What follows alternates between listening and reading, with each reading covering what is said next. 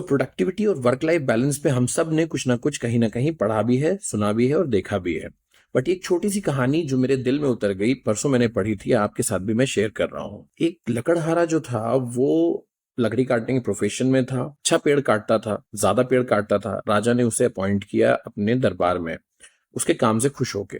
तो लकड़हारे ने भी सोचा कि अपना बेस्ट मैं आउटपुट देता हूँ।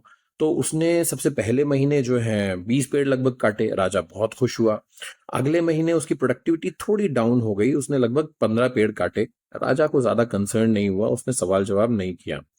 तीसरा महीना आते आते उसके जो पेड़ काटने की क्षमता थी वो 12 पे आ गई। अब राजा को थोड़ा सा कंसर्न हुआ, उसने लकड़हारे को बुलाया अपने पास, विजिट किया, पूछा उससे कि भाई क्या प्रॉब्लम हो गई, क्या कहाँ प्रॉब्लम आ रही है, क्या दिक्कत हो गई। तो लकड़हारे ने कहा कि शायद मुझ में अब उतनी एनर्जी नहीं बची, या मैं शायद एज ज्यादा हो रही है, या शायद कोई और प्रॉब्लम हो सकती है। तो बहुत सारी चीजों को डिस्कशन करने के बाद राजा ने उससे आखिरी में एक छोटा सा सवाल पूछा कि भाई ये बताओ कि आखिरी बार कब था जब तुमने अपनी कुल्हाड़ी को तेज किया था, शार्पन किया था, उस पर धार लगाई थी। तो लकड़हारा सोच में पड़ गया और कहने लगा कि मुझे याद नहीं कि पिछले 3 महीनों में मैंने इस पे धार कब लगाई। तो राजा हंसने लगा, उसने कहा कि आप काम बहुत अच्छा करते हैं, आप में ताकत उतनी है, लेकिन आप अपने चीजों को बैलेंस नहीं कर पा रहे हैं, आप अपनी स्किल्स को शार्पन नहीं कर पा रहे हैं। आज की करंट लाइफ में भी जो हम भागते भागते इतना काम कर रहे हैं, उसमें भी कहीं ना कहीं हम अपने वर्क लाइफ बैलेंस को भूलते जा रहे हैं। हम प्रोडक्टिविटी ओवर अचीव करने के चक्कर में कई बार हम अपनी लाइफ को साइडलाइन कर देते हैं, हम अपनी स्किल्स को साइडलाइन कर देते हैं।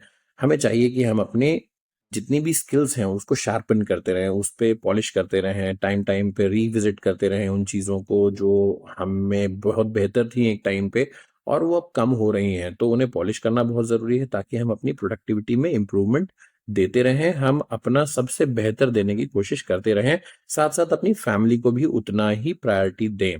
तो माय डियर फ्रेंड्स, ये एक छोटी सी कहानी थी जिससे हम सबको बहुत सबक लेना ज़रूरी है। आई होप कि हमने इस कहानी को एंजॉय किया होगा। मिलते हैं ऐसी एक और कहानी के साथ अगले वीडियो में, तब तक के लिए टेक केयर जनता, बाय बाय।